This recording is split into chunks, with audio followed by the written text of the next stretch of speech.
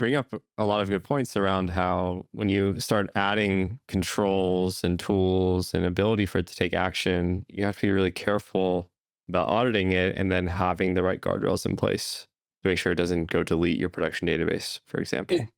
yeah, exactly. Especially if, you get a bad Git pull down and it's got, maybe a piece of malware was attached to it, or maybe it was a bad repo that was in there.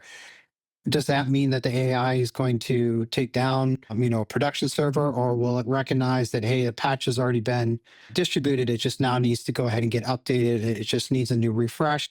Will it have that thought process, or is it always going to, be the hammer looking for the nail to just try and take something out to just, my mission is to be safe and secure without that next step of, okay, can we just update and then we're safe and we're secure.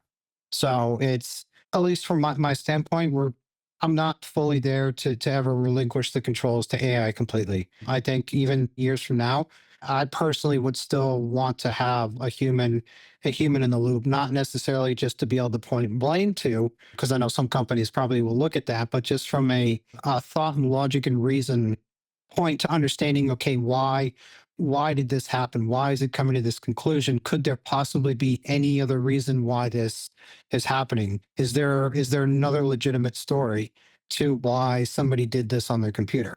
What did the person even say when you spoke to them why they did this? Was this just a bad coding? They fat fingered and put something in incorrectly, not malicious, but did cause something bad to flag.